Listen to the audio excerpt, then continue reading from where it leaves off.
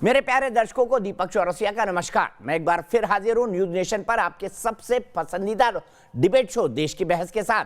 अटक से लेकर कटक और कश्मीर से लेकर कन्याकुमारी तक देश में जो सबसे बड़ा मुद्दा होता है उसमें हम आपकी राय जानकर चुनते हैं देश की बहस का विषय। बहस की दशा और दिशा भी आपके माध्यम से ही तय होती है। यही नहीं, शो में आप और हमारे एक्सपर्ट पैनल मंच को साझा करते हैं और देश में हो रही सबसे बड़ी हलचल पर बेबाकी से अपनी बात रखते हैं। तो आइए शुरू करें देश की बहस हमारे मेहमानों और माननीय जनता के साथ।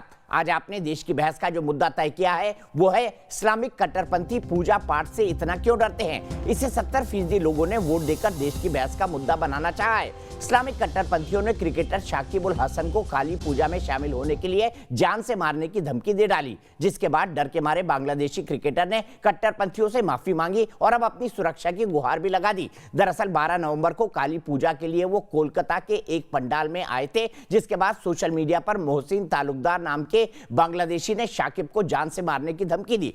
ये अपने आप में पहला मामला नहीं है। हाल ही में लंदन में इस्लामिक कट्टरपंथियों ने दिवाली मनाने के खिलाफ विरोध प्रदर्शन पर लंदन की ही महिला पत्रकार कैटी हॉपकिंस को रिपोर्टिंग करने से रोका और अपमानित किया। यही नहीं, एक्ट्रेस नुसरत जहां कोलकाता में लगातार कट्टरपंथियों के निशाने पर रही हैं। इसलिए सवाल उठता है कि अगर कोई अपनी आस्था के हिसाब से पूजा पाठ या करवा चौथ, दिवाली जैसे त्योहार मनाना चाहता है तो किस डर से इस्लामिक कट्टरपंथी सहन जाते हैं। आखिर कौन सा धर्म संकट इन्हें दिखाई देने लगता है।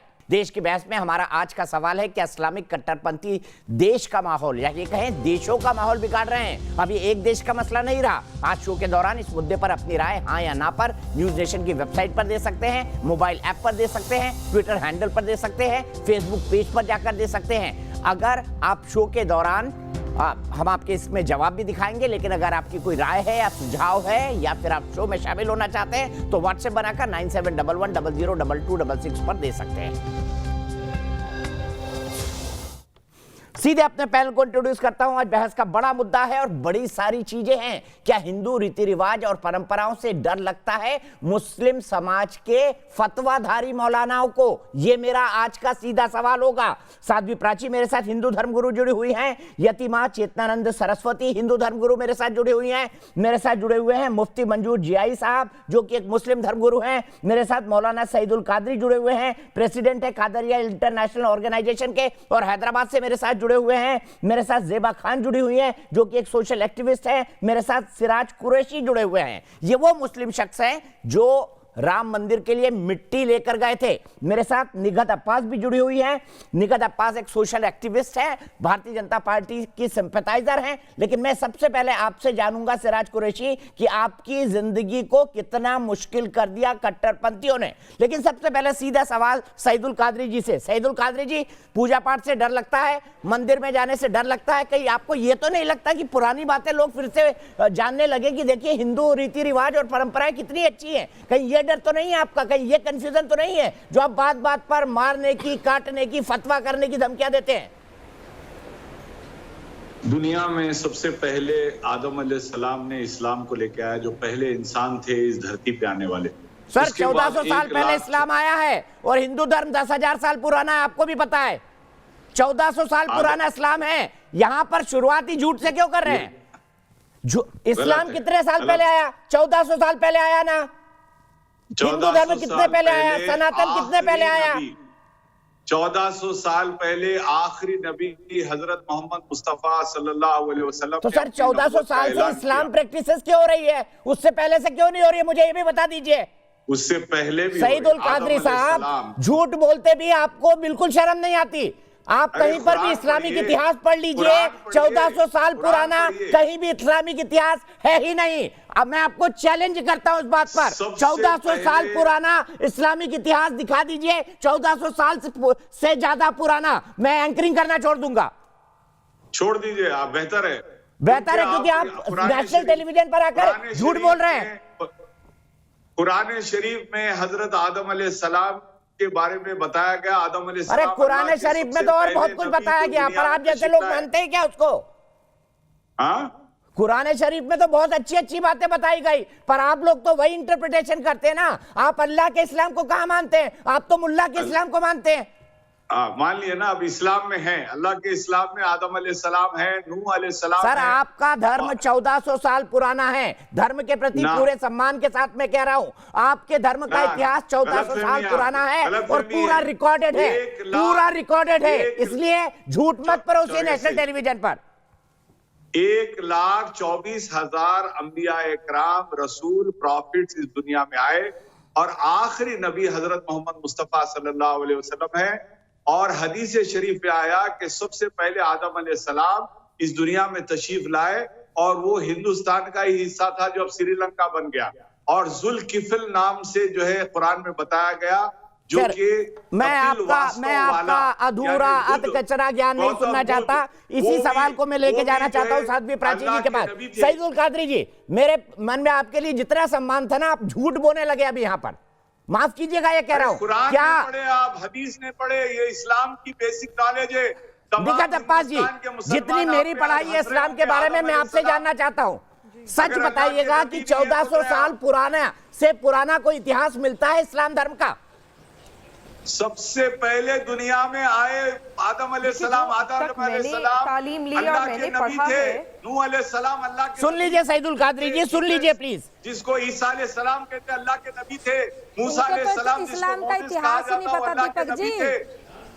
हर किसी ने नमाज सिखाई, हर किसी ने अल्लाह का पैगाम सिखाया। ठीक है, एक मिनट, यतीमा के पास चलता हूँ, निगत दे, इसके बाद आपके पास आऊंगा। यतीमा बताइए, क्या इनको इतिहास पता है इस्लाम का, और क्या कहता है इस्लाम का इतिहास?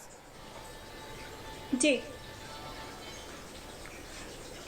झूठ कादरी साहब पता नहीं क्यों झूठ बोल रहे हैं, किस बात का भय है? मोहम्मद का जो इस्लाम पूरे विश्व पर थोपने का प्रयास किया जा रहा है, वो मोहम्मद का इस्लाम है, जिस पर फ्रांस में कत्ल कर दिया जाता है, कार्टून बनाने वालों का कत्ल कर दिया जाता है। वो मोहम्मद अल्लाह का कार्टून नहीं, मोहम्मद साहब के कार्टून के बनाने पर कत्ल किया। अरे आप झूठ बोलते रहेंगे और सब स्वीकार करते रहेंगे, ये अब नहीं होने वाला है कादरी जी। जरा सुन लीजिए, 1400 साल पहले आपने अरब में मंदिर तोड़े और मोहम्मद ने मोहम्मद के पिता क्या वो आदम अलैहिस्सलाम को अल्लाह का नबी मंदिरों के महल थे उन। अरे झूठ मत बोलिए, इस्लाम अरे आदम अलैहिस्सलाम अल्लाह के नबी, पहले नबी जो दुनिया में तशरीफ लाए, किया जा रहा है, वो दुनिया का पहला इंसान जो इस धरती पे आया वो आदम अलैहिस्सलाम है, और हमारी और आपकी माँ बीबी हव्वा आए दुनिया में, और आप लोगों को डर इसलिए लगता है, आप लोग इसलिए डरते हैं क्योंकि आपकी जड़ें भी हिंदू धर्म से निकली हुई है। बिल्कुल ना किसी से डरे हैं, ना डरेंगे इंशाअल्लाह। आपने जो आइडियल्स खड़े किए हैं, किसी से नहीं डरे। आपके वेदांत उठा के देखिए, वेदांत उठा के देखिए, उसके अंदर भी ये सब लिखा हुआ है। वेदांत पढ़िए, वेदांत हिंदू धर्म के हो है तो वेदांत पढ़िए। शिर्क आपका गुनाह है ना, शिर्क आपका गुनाह है ना, अल्लाह के सिवा और मोहम्मद अल्लाह के अलावा आखिरी नबी मोहम्मद की इबादत के अलावा किसी की भी इबादत आप लोगों की गुनाह है ना। और गुनाह का अर्थ है गुस्ताखे रसूल, और जो गुस्ताखे रसूल है उसकी सजा है कत्ल, जो आपने कमलेश तिवारी के साथ किया। आप अल्लाह की इबादत नहीं करते, आप इस्लाम को, आपका इस्लाम ये कहता है कि जो अल्लाह की इबादत तो करता हो लेकिन आखिरी नबी में विश्वास ना करता हो, मोहम्मद साहब में विश्वास ना लाता हो, उसको इस्लाम कबूल नहीं करता। ये है आपका इस्लाम। बिल्कुल नहीं करता। इस्लाम में ठीक है, यहीं पर एक खोद हो गए, यहीं पर एक खोद हो गए। साकेत श्रीनिवासन के पास चलता हूँ, साकेत निवासन के पास। माँ जी रुकिए, सईदुल कादरी जी रुकिए, बाकी लोग भी है। साकेत, मुझे ये बताइए, आपने क्या पढ़ा इस्लाम का इतिहास? कितना पुराना है इस्लाम का इतिहास आपके हिसाब से?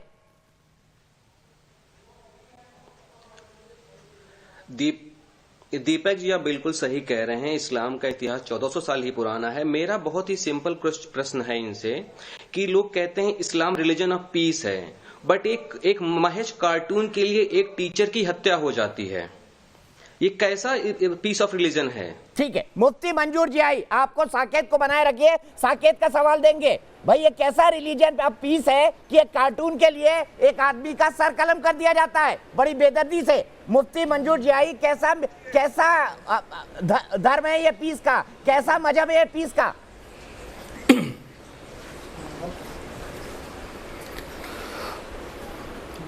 दीपक भाई, बड़ी मतानत के साथ दो बातें कहना चाहूँगा कि इस्लाम किसका मज़हब है, हमें ये बताने की ज़रूरत नहीं है। इस्लाम के अंदर में किसी का भी कत्ल, एक इंसान का कत्ल पूरी इंसानियत का कत्ल करार दिया गया है। तो क्यों हो इस रहा तरीके से अगर मुसलमानों को बदनाम या इस्लाम को बदनाम करने की कोशिश की जा रही है आपकी तरफ से या किसी और की तरफ से, तो इसे समझना होगा कि आप सुनिए। तो देखिए, बड़ी जिम्मेदारी के साथ कहना चाहूँगा कि जब आप मुसलमान को ख़राब तो कह सकते हैं, लेकिन अगर आप इस्लाम को भी ख़राब कहने लगे तो यकीनन है कि किसी मज़हब को ख़राब करना ये हमारा शेवा नहीं है कि हम किसी और मज़हब को ख़राब कहें।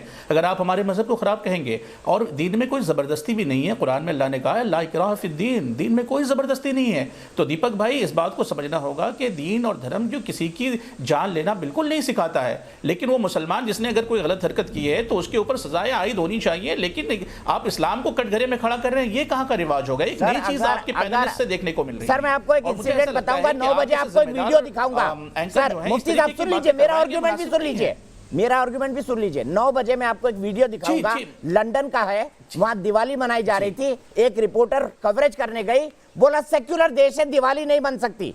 तो सेक्युलर देश होने का मतलब क्या इस्लामिक स्टेट है? और दूसरा मैं आपसे जानना चाहता हूं, कोई धर्म की आलोचना नहीं कर रहा, मैं तो यह कह रहा हूं कि धर्म के नाम पर जो कट्टरपंथ सिखा रहा है, जो अल्लाह के इस्लाम को नहीं मान रहा है, मुल्ला के इस्लाम को गलत ढंग से पढ़ा रहा है, चाहे वो सईदुल कादरी क्यों ना हो, उनके खिलाफ भी आप फतवा क्यों नहीं करते?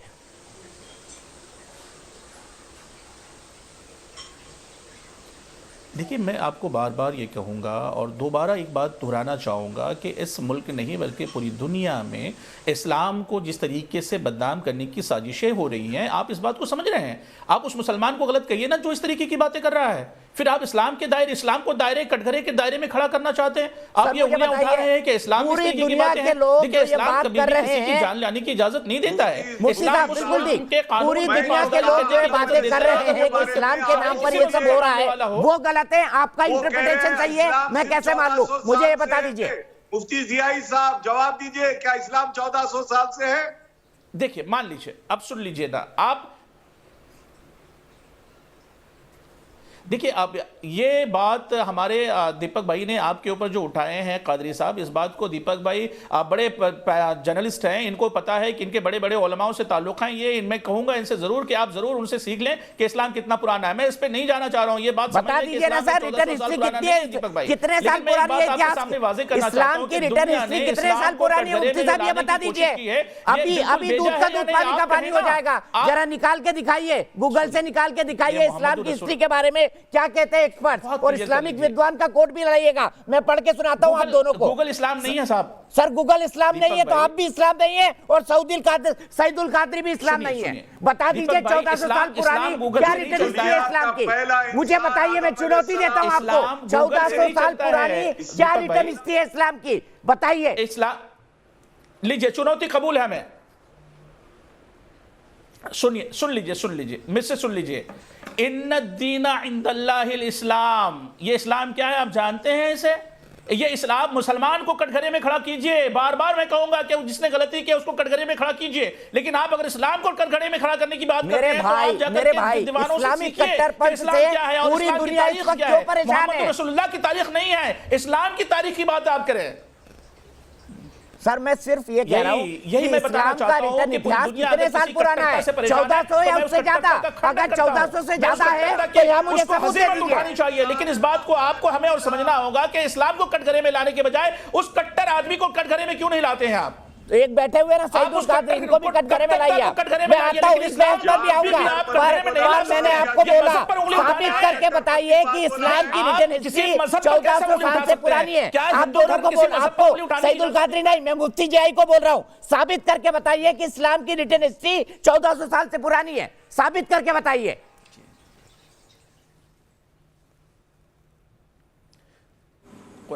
कुरान इस बात को अलल ऐलान ये कहता है कि इस्लाम की जो बुनियाद है रसूलुल्लाह सल्लल्लाहु अलैहि वसल्लम ने नहीं डाला, हजरत आदम अलैहिस्सलाम से इस्लाम की बुनियाद है।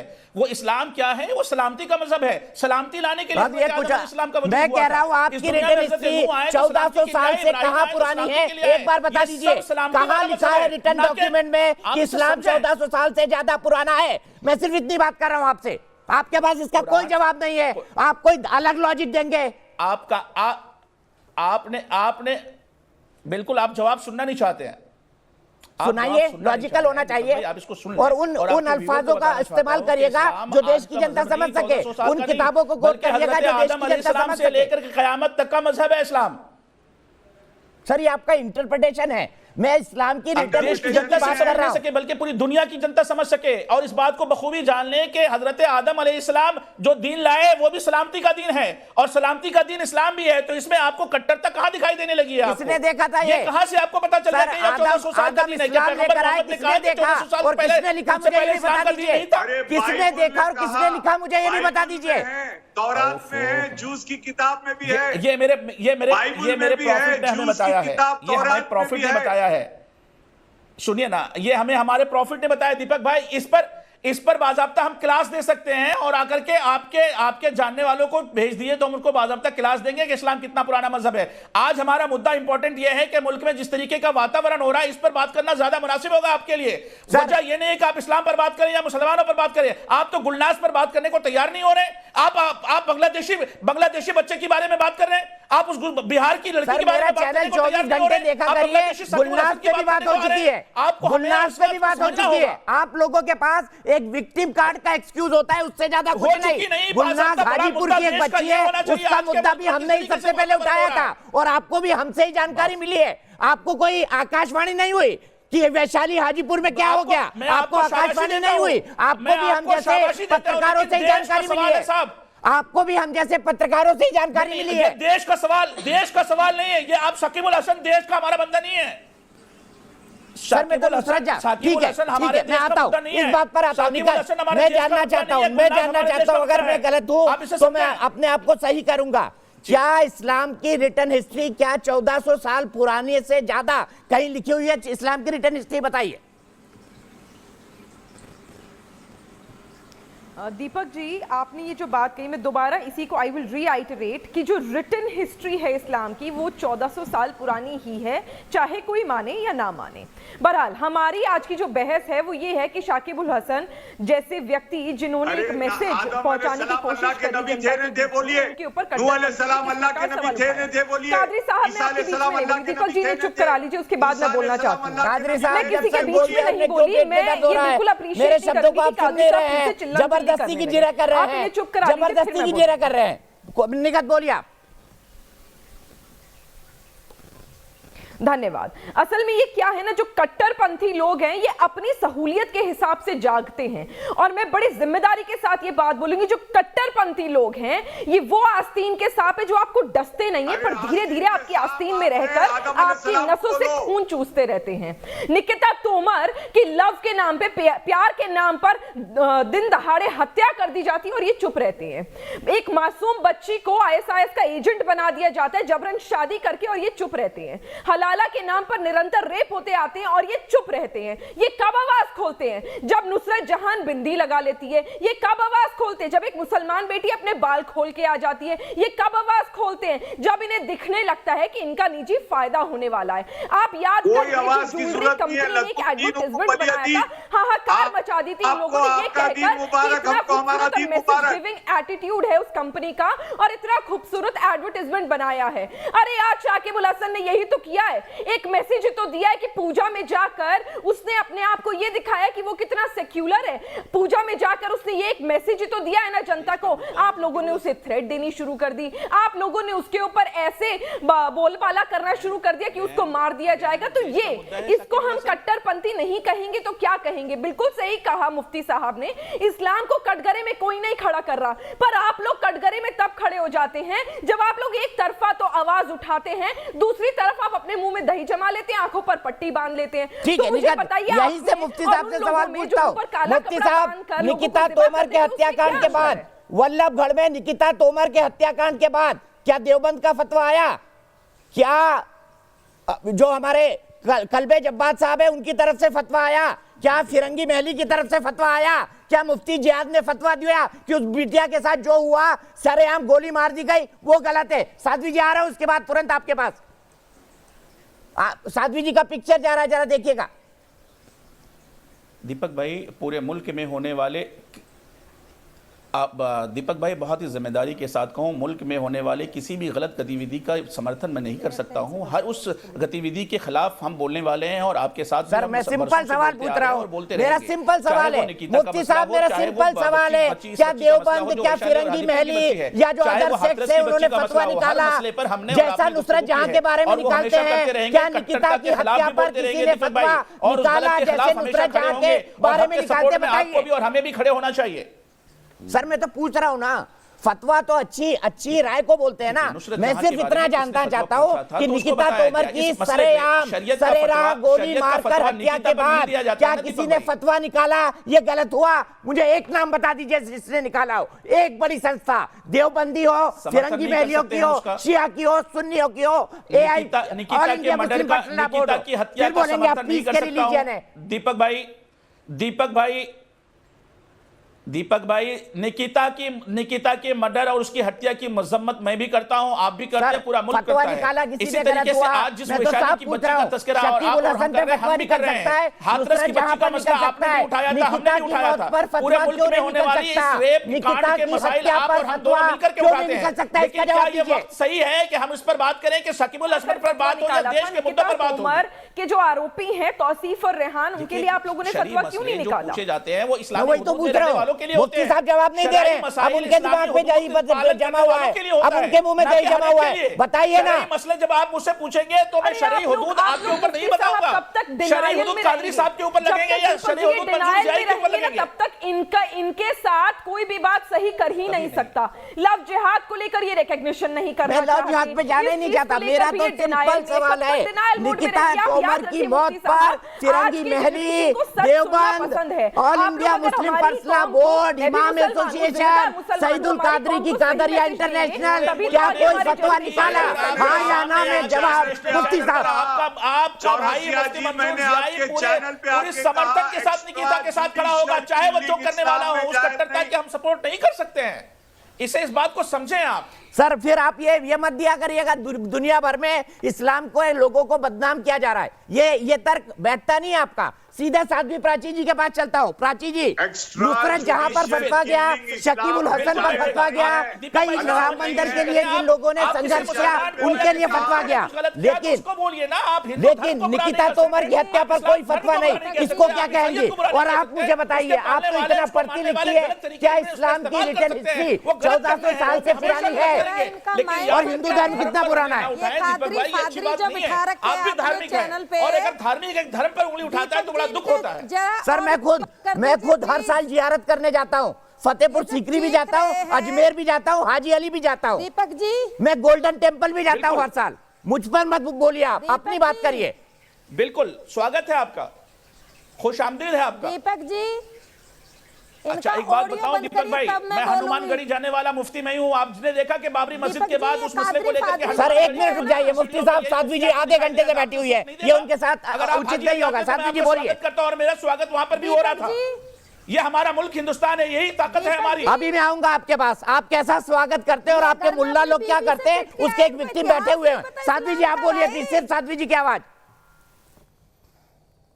दीपक जी इनको इतिहास इस्लाम का नहीं मालूम है, ऐसे लोगों को चैनल पे मत बिठाइए आगे से, मेरी रिक्वेस्ट है। अरे पूरा विश्व जानता 1400 साल पुराना केवल इस्लाम है, पूरा विश्व जानता है। ये केवल दीपक जी आपकी बात की हम सहमति नहीं कर रहे हैं, इनको जानकारी नहीं इतिहास की भाई, ऐसे लोग बैठ जाते हैं चैनल पे। और दूसरी बात अपने धर्म की इनको जानकारी नहीं है।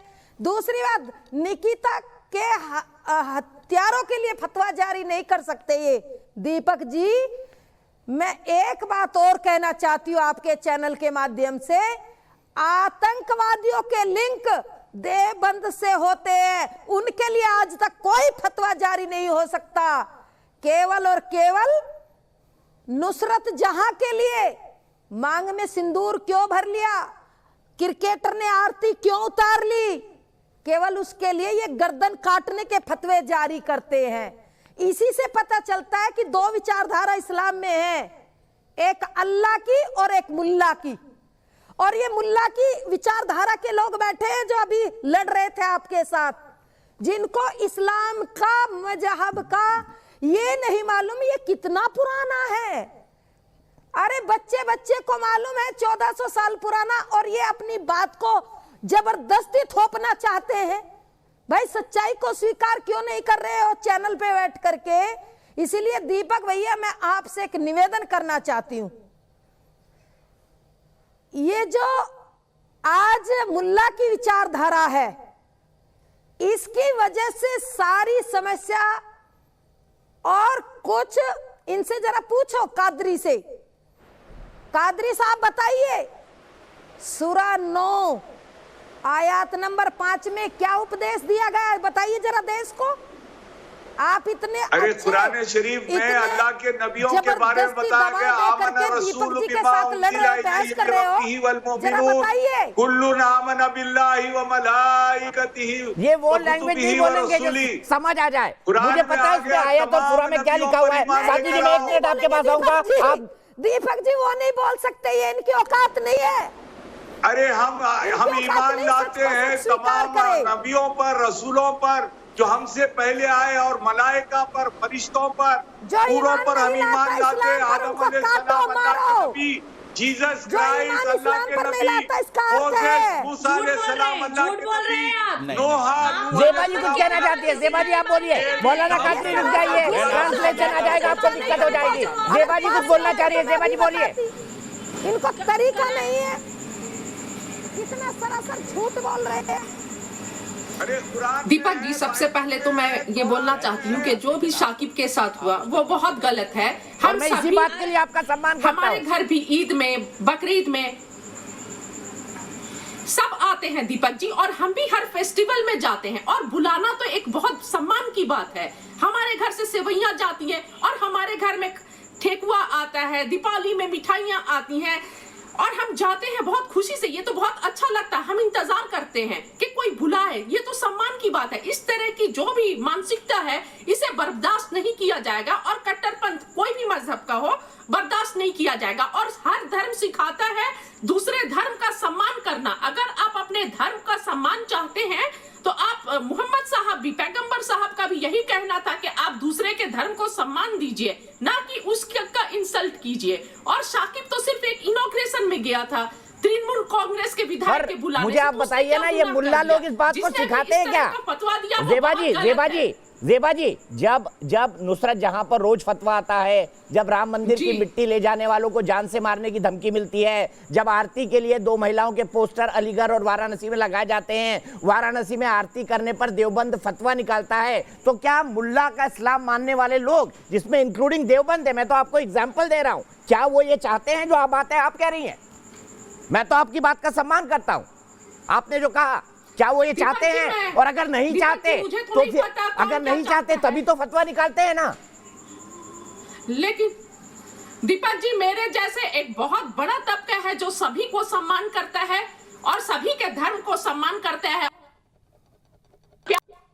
मोहब्बत से चलना चाहता है। मेरा घर खुद मंदिर के पास है दीपक जी, और हम हर फेस्टिवल में आता है, सभी आते हैं और बहुत प्यार मोहब्बत से रहते हैं, इंतजार करते हैं। मैं इस तरह के किसी भी बात का, स्टेटमेंट का और फतवा का एकदम सख्त विरोध करती हूँ, और ऐसे लोगों ठीक है ज़ेबा जी, लेकिन मेरे साथ अगले दर्शक मेरे जुड़ेंगे, लेकिन उससे पहले मुफ्ती साहब आपको बड़े सम्मान के साथ एक बाइट सुनाना चाहता हूं, फिर मैं सिराज भाई के पास जाऊंगा, क्योंकि सिराज भाई भुक्तभोगी है। लेकिन आपने चूंकि एक मुद्दा उठाया कि इस्लाम को दुनिया भर में बदनाम किया जा रहा है, आपने अच्छा किया कि सिर्फ भारत का नाम नहीं लिया, दुनिया भर में इस्लाम क्यों बदनाम हो रहा है इसकी मैं एक प्रत्यक्षदर्शी आपको दिखाता हूं, सुनिएगा ध्यान से। इस्लामिक कट्टरपंथी दुनिया को कैसे धमकाते हैं इसकी तस्वीर आपको दिखाने जा रहे हैं। दिवाली के दिन लंदन में ब्रिटिश पत्रकार कैटी हॉपकिंस कवरेज कर रही थी, उन्हें दिवाली कवरेज से न सिर्फ रोका गया बल्कि बदसलूकी की गई। इसके बाद ब्रिटिश महिला पत्रकार का गुस्सा फूट पड़ा, देखिए। So this is the centre of London today. This is Diwali. This is the religious festival of Diwali. Do you really think that if this was Eid, it would be acceptable to have these protests on Eid? No. But because these guys are Pakistani, because Islam is taking over my country, this is the sort of protest that we're seeing. Not a single female here. All men. All men protesting. All men.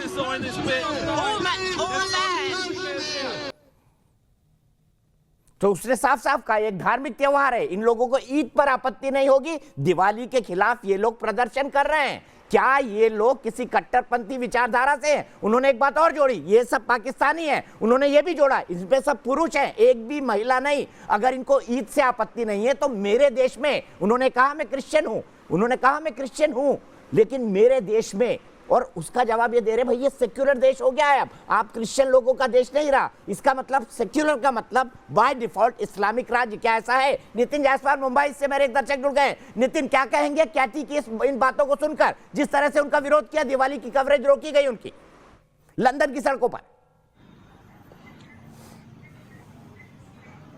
जी मैं बिल्कुल कहना चाहता हूं कि देखिए, इस्लाम को हम लोग नहीं बदनाम कर रहे हैं, ये इस्लाम को खुद इस्लामिक आस्थाओं को मानने वाले लोग बदनाम कर रहे हैं। ठीक है, पूरे विश्व में ऐसे एग्जाम्पल्स आ रहे हैं जिसमें कि इस्लाम का कट्टरपंथी चेहरा सबको नजर आ रहा है। एक्चुअली ये बार ये बात आती है, हम लोग कई सालों से सुनते आ रहे हैं कि इस्लाम खतरे में है। मैं ये मानता हूं कि इस्लाम या कोई भी धर्म वही खतरे में हो सकता है जो कमजोर हो।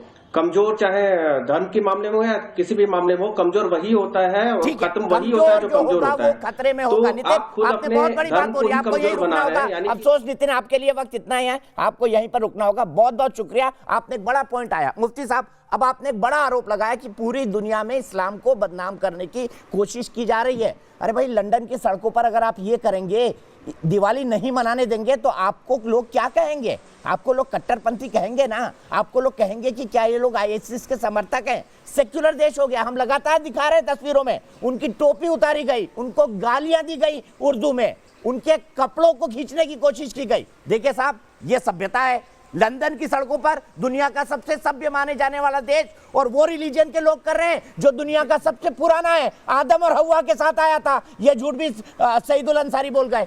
बोलिए मुफ्ती साहब, आप बताइए इस्लाम को कौन बदनाम कर रहा है? देखिए दीपक भाई, मैं आपको बहुत ही सलेस जुमलों में कहना चाहूँगा कि पूरी दुनिया में जिस तरीके से बदनामी की बात मैंने आपके सामने रखी है, मैं उस पर कायम हूँ। वो ये वजह भी है कि इसमें कुछ ऐसे भी लोग हैं जो मुस्लिम नाम के साथ, और पाकिस्तान जैसे लोग, और वहाँ के कुछ ऐसे लोग हैं जो कट्टरता को फरोग दे रहे हैं, उसको बढ़ावा दे रहे हैं। मैं उसकी मुखालफत करता हूँ। लेकिन फ्रांस में जो हुआ वो ठीक था। शख्स के एवज में आप मुझे भी बता दीजिए ना, फ्रांस में जो गला काटा गया वो ठीक था। जिस तरीके से इस्लाम की बदनामी की बात हो रही है, कुछ कट्टरपंथ लोग हैं जो इस्लाम को बदनाम करने की कोशिशें कर रहे हैं। मैं उसका खंडन करता हूँ और बड़ी जिम्मेदारी के साथ कहता हूँ कि ऐसे लोगों को कहीं भी जैसे समझदार इंसान विश्वास नहीं जो होता इतने है, पढ़े लिखे हैं, अपनी चीजें बताना चाहते हैं। बल्कि इस्लाम तो इस बात को मुझे इस बात के बारे में कहता है कि दीन में कोई जबरदस्ती भी नहीं है, वो आप अपना धर्म के हिसाब से अपना त्योहार मनाएं, हमें अपना त्योहार मनाने दें। और वो मुल्क मुस्लिमी मुल्क तो नहीं है ना सर, वो तो कह रहे हैं ना सेक्युलर हो गया भाई, वो इस्लामी मुल्क तो नहीं है ना कि वहां पर नहीं बचा। सबके त्योहार को रोका गया है। हो गया मुल्क, वो इस्लामी मुल्क तो नहीं है ना कि वहां पर किसी मजहब के त्योहार को रोका गया है। सर, वो कह रहे हैं ना सेक्युलर हो गया। ठीक है, सेक्युलर है तो वहां का एडमिनिस्ट्रेशन है, वहां का पुलिस है, वहां का कानून है, उसके खिलाफ कार्रवाइयां होंगी और ऐसे गलत करने वालों पर कार्रवाई होनी चाहिए। मैं उसके साथ हूं, लेकिन ऐसे गलत करने वालों को हम जगह नहीं देंगे, हम स्पेस नहीं देंगे और अपने मुल्क में स्पेस नहीं देंगे। दीपक भाई, ऐसे कट्टरपंथियों को हम अपने मुल्क में स्पेस नहीं देंगे। मुफ्ती जाई ने अपने ओपनिंग स्टेटमेंट में कहा था दुनिया भर में इस्लाम को बदनाम करने की कोशिश हो रही है, लेकिन अगर लंदन के एक स्ट्रीट पे एक महिला की टोपी उतारी जाएगी, उसके कपड़ों को खींचा जाएगा और ये कहा जाएगा कि अब ये सेक्युलर स्टेट हो गया, दिवाली नहीं मना सकते, तो क्या इस्लाम बदनाम नहीं होगा? बिल्कुल, और ये हम पराए देश क्यों जाएं? अभी हाल ही में लंदन का तो आपने बताया, फ्रांस का हम सबको पता है कि किस प्रकार चर्च में घुसकर एक बुजुर्ग महिला के ऊपर अत्याचार करा गया, उसे मार दिया गया बेरहमी से। जबकि हमारे यहाँ तो पैगाम हजरत मोहम्मद सल्लल्लाहु अलैहि वसल्लम में यही दिया है कि अगर मेरे बारे में कोई मजाक भी उड़ाता है या मेरे बारे में कोई अभद्र भाषा का भी प्रयोग करता है तो उसे माफ कर दीजिए। पर आप लोगों ने उस बात का समर्थन किया कि हाँ जाकर मारिए और अपने देश के अंदर आ जाते। अभी कोविड में ही हमने देखा कि पुलिस कर्मी हो गए, हेल्थ केयर वर्कर्स हो गए, सिर्फ एक कम्युनिटी ही ऐसी क्यों थी कि जब उनका कोविड टेस्ट के लिए उनके इलाके में जाया गया तो छत पर खड़े होकर पत्थरबाजी करी गई। एक कम्युनिटी के ही लोग ऐसे क्यों थे कि नर्स के सामने इतने अश्लील तरीके से उन्होंने कपड़े उतार दिए? ये सिर्फ एक कम्युनिटी से क्यों क्यों आते हैं? झूठे इत्तलात थे, झूठ था। कोविड-19 के पैंडेमिक में ये सुना कि हमारे ऊपर टेस्ट जबरन करे जा रहे हैं और ये तो फैलाया जा रहा है जबरदस्ती, कोविड-19 मुसलमानों को दिया जा रहा है। तो जब आप बॉम्बे हाईकोर्ट का स्टेटमेंट भी सुना होगा बहन आपने कि आप लोग खुद बरगला रहे हैं, बहका रहे हैं लोगों को। अरे आज सुप्रीम कोर्ट पूछ रहा है, ये गलत मीडिया की गलत रिपोर्टिंग। जब आप जी आप भी कटघरे में आ जाएंगे, क्यों आप लोगों को ये तो मैसेज लगता है कि दो लड़कों ने मंदिर में जाकर नमाज पढ़ी, पर अगर एक लड़का जाकर, एक मुसलमान लड़का जाकर पूजा में, दुर्गा पूजा में शामिल होता है, जबकि वो पूजा भी नहीं करता, तो भी उसे आकर खुले मंच में बेचारे को माफी मांगनी पड़ती है क्योंकि उसको जान के लिए धमकियां आ रही होती हैं।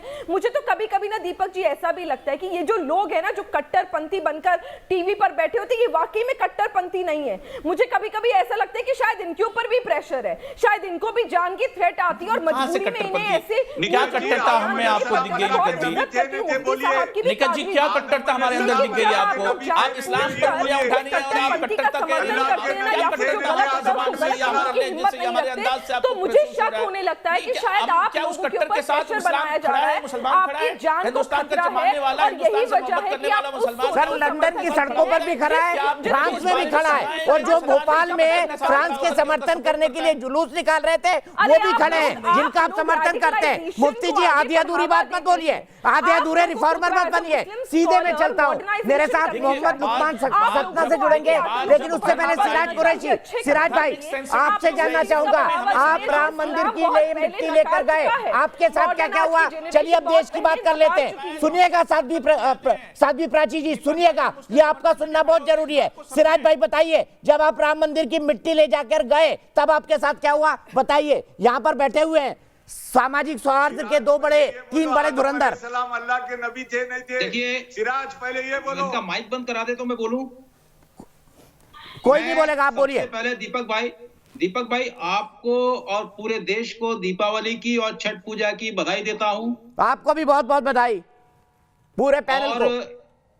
जी इंशाल्लाह ताला हम सब इस देश के लोग हैं, हम भगवान राम के प्रति अपनी मोहब्बत रखते हैं माशाल्लाह, और उसी के तहत हम जब भगवान राम के मंदिर का निर्माण होना शुरू हुआ था 5 अगस्त को, उससे पहले ही मैं और मेरे साथी फैज मोहम्मद खान साहब, डॉक्टर इमरान साहब माँ कौशल्या देवी धाम से, जो कि भगवान श्री राम का ननिहाल है, वहां से मट्टी लेके गए और देश के कई सारे स्थानों की मट्टी ली और मुस्लिम समाज की तरफ से हमने वहां पे जाके मट्टी पेश की।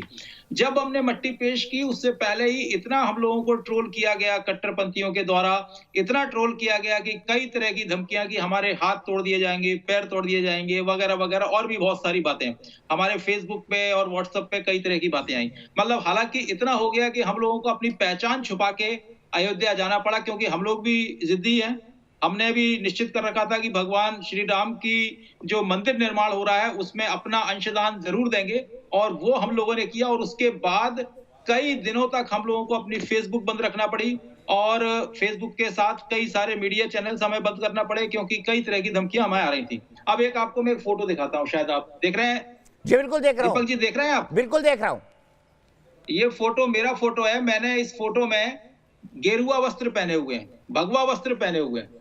इस भगवा वस्त्र का जो फोटो था मेरा, इस फोटो को इतना ट्रोल किया गया मुस्लिम्स ग्रुप में खास तौर पे, और मुझे समाज से निकालने की धमकी, हर तरह की धमकी दी गई। तो मैं वही निवेदन करना चाहता हूं कि हम प्यारे इस्लाम को मानने वाले हैं, और अपने इस्लामी भाइयों को मैं रिक्वेस्ट करना चाहता हूं, हमारे साथ में मुफ्ती साहब बैठे हुए हैं माशाल्लाह, हमारे सबसे बड़े उलेमा होते हैं, मैं उनसे भी रिक्वेस्ट करना चाहता हूं कि आप प्लीज मुस्लिम्स को वोट। बड़ा मैं शुक्र अदा करता हूं कि हम भारत में पैदा हुए हैं, हिंदू भाइयों के बीच में पैदा हुए। हिंदू कौम इतनी प्यारी कौम है कि वो मुसलमानों हम सबको बड़े प्यार से रखती है, बर्दाश्त भी करती है। हमारी इतनी सारी हरकतों के बाद भी माशाल्लाह उनकी तरफ से कोई वो नहीं आता, तो हमें उनका एहसानमंद होना चाहिए, हिंदू भाइयों का एहसान होना चाहिए।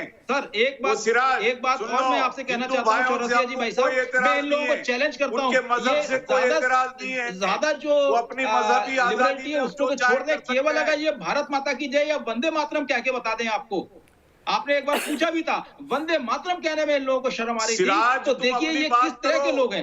सिराज तुम अपनी देखिए कादरी साहब, मैंने आपके बहस में बोला नहीं है, मैं आपसे बराए मेहरबानी। अच्छा तो ठीक है, कोई बात नहीं, कोई बात नहीं। आप तो इस देश को मानते हैं ना, संविधान को मानते हैं, तो वंदे मातरम और भारत माता की जय कुछ भी बोल दीजिए। मौलाना सईदुल कादरी, क्या दिक्कत है? सिराज भाई बोल तो रहे हैं, एक बात बोल दीजिए ना, प्यार दिखा दीजिए इस देश के प्रति। जय वंदे मातरम बोल के दिखाइए आप। हाँ बोलो सिराज, तुम ही बोलो, तुम ही बोलो, बोलो आप बोलो। अरे आप बोलिए ना सईदुल कादरी, ये देश, ये धरती आपकी भी माँ है। सईदुल कादरी, ये धरती आपकी भी माँ है। अपनी माँ की जय बोलने में इतना सोच क्यों रहे हो? ये मेरा मुल्क है, मेरा मुल्क है, इंशाल्लाह मेरा मुल्क रहेगा, इंशाल्लाह। आप बोल के बताइए। मुनव्वरा में गढ़ना पसंद करूंगा, नहीं तो हिंदुस्तान में गढ़ना पसंद करूंगा। क्यों संकोच कर रहे हो? मुझे बताइए साध्वी प्राची जी, इनको भारत माता की जय, देश से सब कुछ लेंगे, खाएंगे भी यहाँ का, गाली भी यही देंगे, इस्लाम के खिलाफ है यहाँ के लोग, ये भी बताएंगे, भर भर के गालियां देंगे, लेकिन भारत माता की जय नहीं बोलेंगे। ये क्या है? मुल्क से मोहब्बत कैसी करना है आपसे सीखने की जरूरत नहीं जो है। आदमी अपनी माँ से मोहब्बत नहीं कर सकता, उसके लिए कोई जस्टिफिकेशन नहीं है। सईदुल कादरी, जो आदमी अपनी माँ से मोहब्बत को कंडीशनल करे, उसके लिए कोई एक्सक्यूज नहीं है। दुनिया में हर सजा उसको दी जानी चाहिए। साध्वी प्राची जी बताइए, क्या अपनी माँ के साथ कोई शर्तों से मोहब्बत करेगा? दीपक जी, ये तो वही लोग है ना। हाँ, पुरानी इनको जरा बंद करें फिल्म, अब नया दीपक जी, इनका बंद करिए ऑडियो। बोलते रहते हैं। सर अब फिल्म खत्म हुई है, शुरू हुई, ये देश की जनता डिसाइड करेगी। मैं तो उनकी बात कहने वाला आदमी हूँ। जनता देख रही है, जनता हमारी है। दीपक जी, साध्वी प्राची जी, सईदुल कादरी जी आपके टाइम पर, साध्वी प्राची जी का टाइम है, आप उनको रोकिए मत बीच में। पे ये कादरी फादरी रहेंगे क्या? इनका ऑडियो बंद करिए एक बार। ये तो वही लोग हैं दीपक जी, ये वही लोग है ना के हाथ में लोटा मुंह में पान, दिल में बसा इनका पाकिस्तान, भारत माता की जय भला ये बोल सकते हैं? इनकी अरे ये तो केवल दिखावा कर रहे हैं। चले सच बात ये है कि हिंदुस्तानियों ने खून दिया हिंदुस्तान की रक्षा के लिए। चले गए ये लोग तो चैनल पे बैठ करके ये इस तरह की भाषा बोलते हैं, चैनल पे बैठ करके ये वंदे मातरम नहीं बोल सकते, तो आप देख सकते हैं कितना कट्टरवाद इनके दिल में छिपा है। ठीक है साथी जी, आपका ऑडियो बीच में रुक रहा है, कट रहा है, आपका वीडियो भी। मैं फिर आऊंगा आपके पास, सीधे ममता जी के काले जी के पास चलता हूँ। ममता जी सॉरी, आपको भूल गया, मुफ्ती साहब ममता जी बैठी हुई है, उसके बाद मैं आपके पास आऊंगा, ब्रेक के बाद आपसे शुरू करूंगा। ममता जी, मैं आपसे जानना चाहता हूँ सबसे पहले, क्या अपनी माँ से कोई कंडीशनल प्रेम करेगा? और मुफ्ती साहब ने गंभीर आरोप लगाया, उन्होंने कहा कि जानबूझकर इस्लाम को दुनिया भर में बदनाम किया जा रहा है। क्या ऐसा है क्या? हमने लंदन की तस्वीरें दिखाई अभी, शायद आपने देखी होंगी। जी जी, धन्यवाद दीपक जी। बहुत ही बढ़िया विषय पर आज वाद विवाद हो रहा है आपके चैनल पर, और जो प्रश्न आपने बोला है बिल्कुल सही है।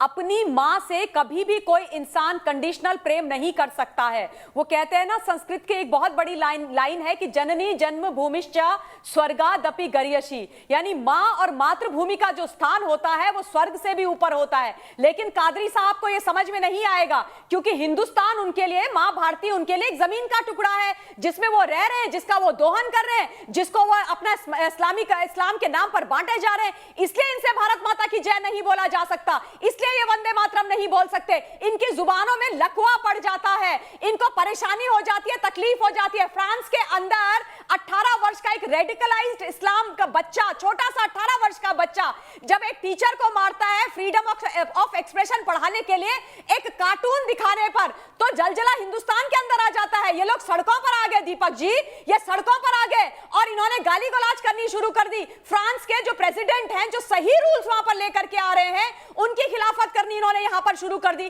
और आप कहते हैं इंशाअल्लाह ये हमारा मुल्क है। इंशाअल्लाह अगर आपका ये मुल्क है तो हमें तो इंशाअल्लाह बोलने में प्रॉब्लम नहीं है।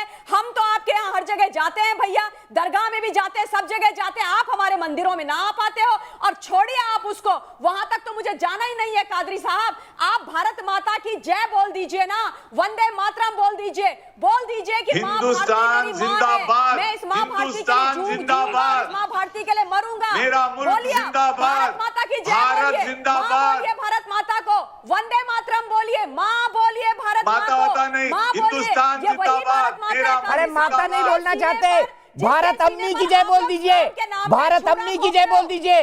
मैं इनसे बोल रहा हूँ माता नहीं बोल सकते, ये भारत अम्मी की जय बोल दीजिए। बोलिए सईदुल कादरी जी, बोलिए ना, भारत अम्मी की जय बोल दीजिए। ये पुरानी घसी पीटी हो गई है लाइन, ये अब बदलो अब टॉपिक, ये बहुत मरतबा बोल लिया आपके सर। पूरी दुनिया में यही टॉपिक चल रहा है। देखिए लंदन में परसों आपके भाइयों ने क्या किया, देखिए ना लंदन में परसों क्या किया लोगों ने। है रहेगा, रेडिकलाइज हमारे कर देते हो मोहब्बत का आप। इजहार है कि हम हमारे मुल्क को बिल्कुल लंदन में वो महिला के साथ जिस तरीके की बदतमीजी हो रही है दिवाली पर, और लोग कहते हैं जश्न चिराग मुबारक। अरे भाई दीपावली हमारे त्योहार का नाम है, आप उसका इस्लामीकरण करने पर क्यों उतर आए? ये जश्न चिराग क्या होता है? जश्न चिराग क्या होता है? हमने आपकी बकरीद को कभी बोला है? हमने आपकी बकरीद के बारे में बोला है? मौते बकरा कभी हमने बोला है? जश्न चिराग क्या होता है? ठीक है, ब्रेक के लिए रुक रहा हूँ। आपसे और मौलाना नदीमुद्दीन से बहस शुरू करूंगा ब्रेक के बाद।